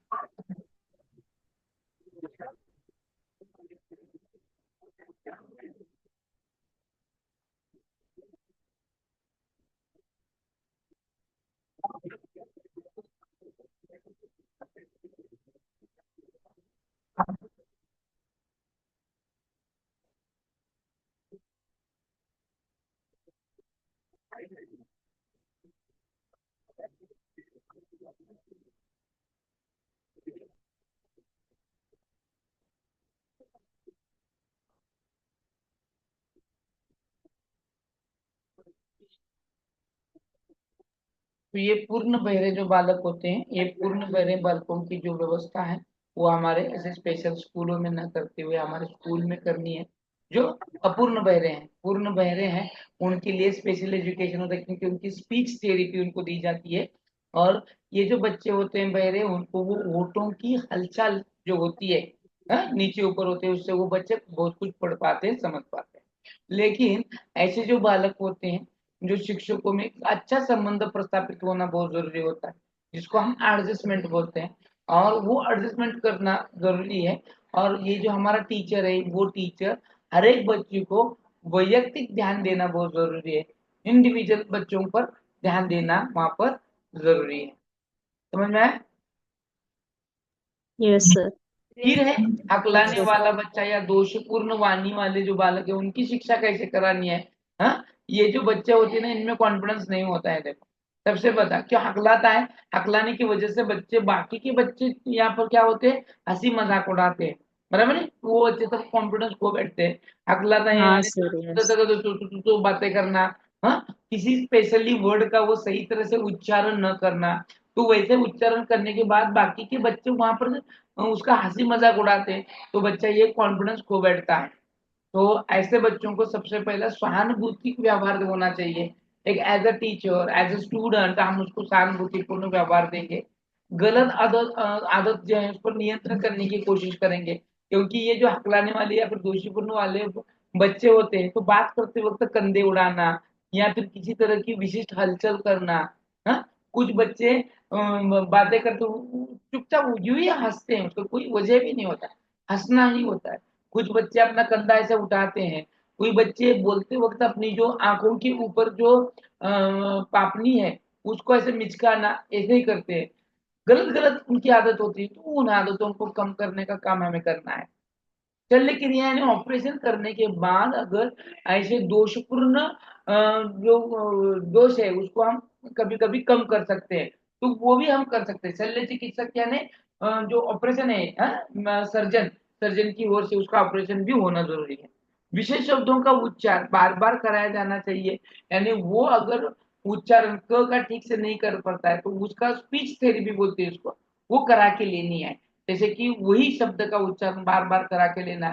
कई बार बिल्कुल न बोलने वाले बालकों को या फिर तो बिल्कुल ही नहीं सुनाई देता, यानी जो बच्चा बिल्कुल बोल ही नहीं सकता, वो इसीलिए नहीं बोल सकता कि उसको बिल्कुल सुनाई भी नहीं देता। मैंने पहले कहा था टोटल डम है, इसका मतलब वो टोटली बोल नहीं सकता है। तो बोलने में और सुनने में गहरा संबंध होता है। ऐसे बालकों को श्रवण सामग्री, हाँ, देकर सुनने के योग्य बनाकर उनकी वाणी में सुधार किया जा सकता है। तो उनकी जो स्पेशल एजुकेशन होता है ना, तो एक गोल टेबल होता है, और गोल टेबल पे 3-4 ही लोग बैठ सकते हैं, ऐसी व्यवस्था होती है। बीच में एक मशीन होती है और उस मशीन को वो 4-5 जन के हेडफोन जो होते हैं ना वो कनेक्ट होते हैं और उसी की तरह वो सुनते हैं और सुनने के बाद बोलने की कोशिश करते हैं और वो कोशिश जो होती है वो मशीन रिकॉर्ड करती है।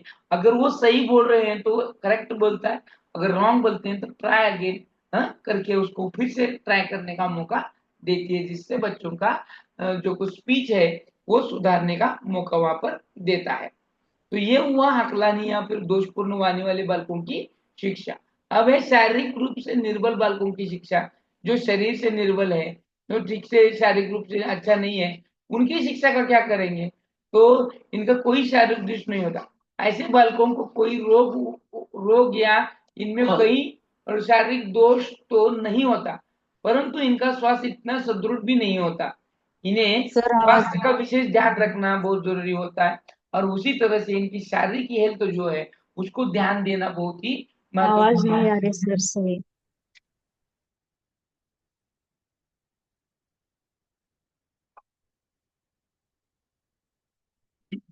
अब आ रही क्या आवाज? हाँ सर, हाँ। आ रही है। आ हाँ रही सर। सर आ रही। ऐसे शारीरिक रूप से जो निर्बल बालक होते हैं, निर्बलता का कारण उनका दोषपूर्ण पालन पोषण होता है, ठीक से ध्यान न देना, ठीक से खाना समय पर न मिलना, ना ताकि जन्म के बाद ही नहीं तो जन्म के पूर्व भी माता का स्वास्थ्य अच्छा होना चाहिए। अगर पोषण की कमतरता हो तो बच्चे ऐसे अपाहिज पैदा हो सकते हैं। इसीलिए हमें क्या करना है, दोषपूर्ण पालन पोषण करना है, उसके खान पान पर ध्यान देना है, संतुलित आहार देना है, बराबर। और जो भी कुछ रोग हैं वो रोग न हो इनकी हमें वहां पर ख्याल रखना है। इसीलिए तो स्कूल में मिड डे मील की शुरुआत की गई। हाँ, बच्चों को प्रोटीन युक्त प्रोटीन युक्त पदार्थों का सेवन कराने का मौका मिलता है। तो कभी कभी ऐसे होता है कि इनकी जो माताएं होती है उनका शरीर सुदृढ़ नहीं होने की वजह से उनकी जो अपत्य जन्म लेती है वो ठीक से पैदा नहीं होती, उनमें भी शारीरिक दुर्बलता हमें दिख कर आती है।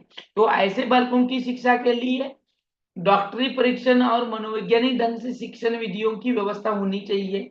ऐसे बालकों की सुनिश्चित भोजन व्यवस्था, स्वस्थ पालन पोषण, ये सब कुछ होना बहुत जरूरी होता है। तो शारीरिक रूप से जो निर्बल बालक है इनकी शिक्षा की ओर ध्यान देते हुए हमें बच्चों को सभी सुविधाएं देना बहुत ही जरूरी है। फिर मानसिक रूप से विकलांग बालकों की पहचान हम कैसे करेंगे?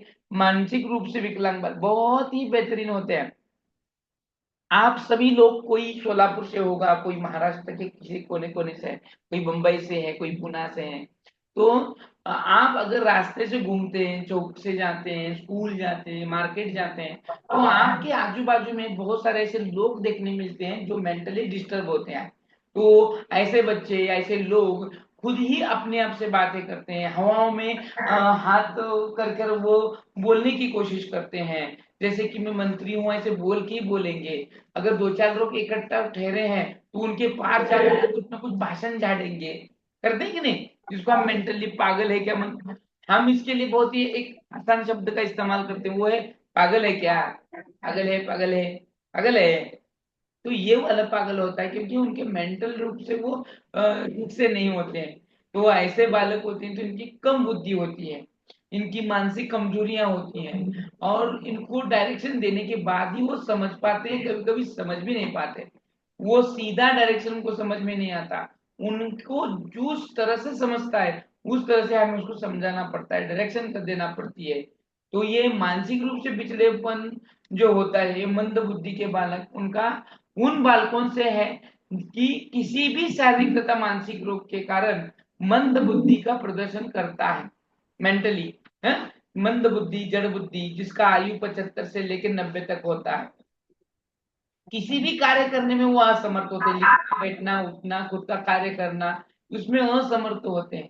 दोष के कारण इनमें कई प्रकार की हीन भावनाएं पैदा हो जाती है। ऐसे बालक हर तरफ से उपेक्षित रहता है। उपेक्षित यानी उसे किसी फैसिलिटी का न मिलना, कोई चीज न उससे कंप्लीट होना, ये हो जाता है। इनकी बुद्धि लब्धि के आधार पर वर्गीकरण किया जाता है, जिसमें 79 से लेके 80 के बीच बुद्धि, आवाज आवाज नहीं आ रही सर।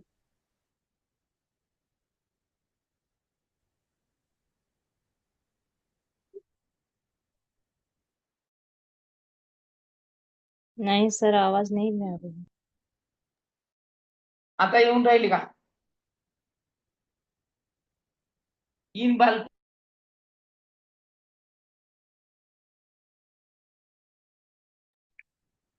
आवाज आ रही है? आवाज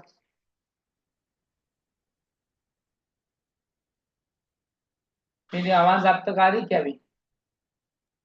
हो सर। हो सर। बोलत जा पटापटा. आ रही है सर। आ रही है सर। हाँ, ये हा सर। झोपी गेल्यावानी बसत जाऊ नका. तुम्ही बोलल्याशिवाय मला कळणार नाही. असं करत जाऊ नका. किती वेळा सांगायचं तुम्हाला लहान पोरासारखं. सगळे शिक्षक आहात, सुज्ञ आहात आणि 10 वेळा विचारत तुम्ही येते काय ऐकू, येते काय ऐकू, गपच मुग गिळेवानी. सर आवाज ही नहीं आ रही थी सर, अभी आ रही है। हाँ, तो ये बच्चों का जो बुद्धि गुणांक होता है वो 75 से 90 के बीच होता है. यहाँ पर 79 से 80 का है, ये नहीं. तो ये जो बच्चे होते हैं 75 से 90 के बीच में होता है. अब ये देखो पिछड़ेपन के कारण, मानसिक पिछड़ेपन या मानसिक, एक मिनट दिख नहीं रहा मेरे को. सर आवाज येत नाही सर. सर नहीं आ रही सर आवाज आपकी। सर आवाज सर आवाज कट होतोय सर. अब मेरी आवाज आप तक आ रही है?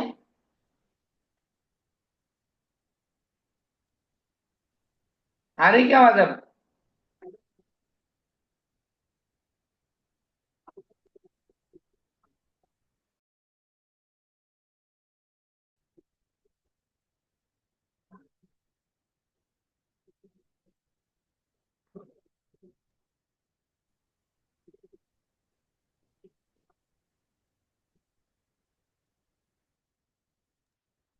सर आवाज येत नाही है सर. सर आवाज आवाज नाही ही येत नहीं आ सर. रही आपकी। मानसिक पिछड़ापन या मंद बुद्धि के कारण क्या क्या हो सकते हैं? आवाज आ रही है मेरी अभी? हाँ सर. हाँ हाँ सर. सर, मानसिक पिछड़ापन आ या रही है. मंद बुद्धि होने के कारण क्या क्या है? तो सबसे पहला है अनुवंश. बता सकते हैं आप मेरे को कि मानसिक पिछड़ापन होने में अनुवंश किस तरह से कार्य करता है?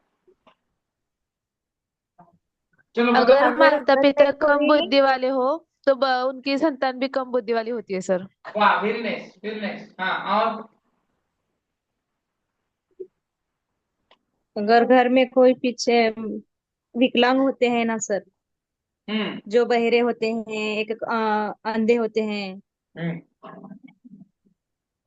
बराबर, एकदम बराबर. अनुवंश यानी वो भी हो सकता है कि हमारे माता पिता अगर ऐसे हैं तो उनका बच्चा भी वैसा होना है ही है. साथ ही साथ अगर बच्चे की जो प्री मैच्योर डिलीवरी भी हो जाती है तो कभी कभी ऐसे भी हो सकता है, तो उसकी वजह से हो सकता है. लेकिन अनुवंश में अपने माता पिता का दोष बच्चों में दिखता है, इसलिए उसे अनुवंश कहा जाता है. शारीरिक कारक, मानसिक पिछड़ापन या मंद बुद्धि का कारण हो सकता है शारीरिक कारक, क्योंकि मानसिक शारीरिक कारण में कोई बदलाव आने की वजह से, या फिर ये गहरी चोट मिलने की वजह से बच्चा मानसिक पिछड़ा हो सकता है.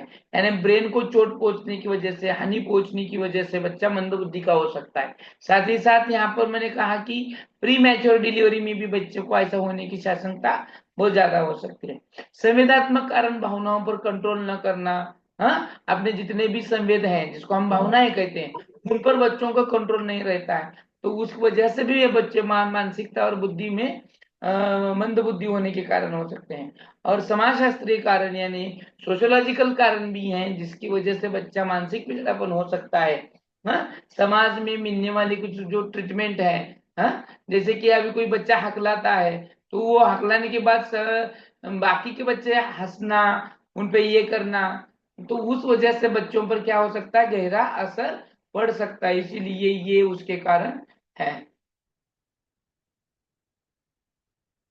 अब ये मानसिक रूप से जो पिछड़े पालकों की समस्या क्या है, बालकों की, तो मानसिक रूप से जो पिछड़े बच्चे हैं उनकी समस्या है, पहला है समस्या समायोजन की समस्या है. एडजस्टमेंट ही नहीं कर पाते. देखा आपने, ये बच्चों की आइडेंटिफिकेशन बहुत वीरी होती है. या ऐसे जो बच्चे होते हैं दिखने में, दिखने के बाद ही समझ में आते हैं कि ये थोड़ा लग रहा है बाबा मेंटली ठीक नहीं है. इनकी आंखें मोटी होना, बेंगापन होना, नाक मोटी होना, जो गाल वगैरह है उनमें कोई चेंजेस आना, ये बदलाव इनमें देखने को मिलते हैं. और ये जो बच्चे हैं ये एडजस्टमेंट नहीं कर पाते, ये खुद को ढाल नहीं सकते, अपना क्रिया अपना खुद कर नहीं सकते। हाँ, तो इनकी सबसे बड़ी समस्या है परिवार को लेकर होती है, परिवार इनको समझता नहीं है, परिवार से ये एडजस्टमेंट नहीं होते, स्कूलों में ये समायोजन नहीं कर पाते, अपने पास के बच्चों से, अपने टीचर से, वहां के एनरोलमेंट से, वहां के सिलेबस से, टीचिंग से ये बच्चे एडजस्टमेंट खुद को नहीं कर पाते। यहाँ तक कि ये बच्चे समाज में भी एडजस्टमेंट नहीं कर पाते। हाँ, बच्चों को कोई ना कोई किसी ना नाम से चिल्लाता है या फिर उसको चेष्टा करता है, तो उस वजह से समाज में ये बच्चे खुद को ढाल नहीं सकते। संवेदनात्मक समस्या होती है, खुद की भावनाओं पर कंट्रोल नहीं होता, जल्दी हाई टेम्परेचर होते हैं, गुस्से में कुछ करेंगे, किसी डिसीजन लेंगे, कुछ भी नहीं कर सकते। ऐसे बच्चों को दिमाग कम होने की वजह से ये किसी का भी अपनी भावनाओं पर कंट्रोल नहीं रखने की वजह से किसी का भी किसी भी वक्त मर्डर कर सकते हैं। तो इनमें ये इन पे कुछ भरोसा नहीं होता ऐसे बच्चों का, उगाच म्हणत नाही वेडायका, आणि त्या वेड्यापणातच कुणी कुणाला मारू शकतो, कत्ल करू सकता है। तो इस वजह से ये समस्या वहां पर आती है। शारीरिक और मानसिक सर विकास ऐसे बच्चों में गुस्सा ज्यादा होता है ना सर? एकदम हाई टेम्परेचर होते हैं, एकदम हाई टेम्परेचर, बहुत गुस्सा आता है इनको, तुरंत आता है। इसीलिए इनको प्यार से समझाना पड़ता है, बहुत ही प्यार से इनको हैंडलिंग करना पड़ती है। तो ये बच्चे कब टेम्पर्ड हो जाएंगे कुछ बोल नहीं सकते, या फिर आप उसको गुस्से से मारेंगे तो कभी कभी उसका जवाब वो मारकर ही दे सकते हैं आप लोगों को। तो ऐसे बहुत जगह किस्से भी हो चुके हैं कि गुस्से में ऐसे जो मेंटली रूप से हैरेसमेंट बच्चे हैं, इन्होंने अपने खुद के माता पिता का भी मर्डर किया है। ये आगे पीछे नहीं देखते, ये बहुत ही हाई टेम्पर एकदम गुस्सेले बच्चे होते हैं। ये मानसिक रूप से विकलांग बालकों की शिक्षा किस तरह से देनी है, अभी वही है इन लोगों का, अभी जो हमने देखा ना वही बात यहाँ पर उनकी शिक्षा है। अब ये समस्यात्मक बालक है, हाँ? अभी हमें समस्यात्मक जो बालक है ये अभी हमें अगले क्लास में देखना है। अगर मैं इसी वक्त पढ़ाऊंगा तो आप भी समस्यात्मक बालक होने की आशंका ज्यादा है। मानसिक रूप के जो बालक है उनको पढ़कर कहीं आपका मानसिक न खो जाए। इसी वजह से हम मानसिक संतुलन नाहीतर एक नंतर भाराभर चिंध्या सरने शिकवलं भरपूर पण कळलंच नाही असं होऊ नये। नाहीतर मगापासून सर हे बहिरं मुक यांचं शिक्षण देत आहेत आणि आपल्याला डोळे वगैरे असून आता असं वाटू नये की मला भी नाही काय की बाबा, तो ये भावनाएं हमारे में उत्पन्न न हो। इस वजह से हम जो समस्यात्मक बालक जो है, हाँ, और लर्निंग डिसेबल जो बच्चा है जिसमें डिसलेक्सिया, डिस्ग्राफिया और डिस्कैल्कुलिया ये महत्वपूर्ण आता है, वो पार्ट हम कल सुबह में 6 बजे पढ़ने वाले हैं। अर्ली मॉर्निंग कल लेक्चर होगा जो 6 बजे होगा शार्पली, और उसकी लिंक भी मैं ग्रुप में डाल दूंगा, समय भी डाल दूंगा। तो आप हाजिर होंगे ना? Yes yes sir. कोई दिक्कत नहीं है। कल सुबह में 6 बजे मेरा ही लेक्चर होगा, कल शाम में भी मेरा ही लेक्चर होगा, कल सुबह में भी मेरा होगा, शाम में भी मेरा होगा। हाँ सर। हाँ सर। लेकिन अभी जो मैंने जो भी कुछ पढ़ाया समझ में आया क्या बारे में आपको? कुछ रखेंगे क्या? हाँ सर।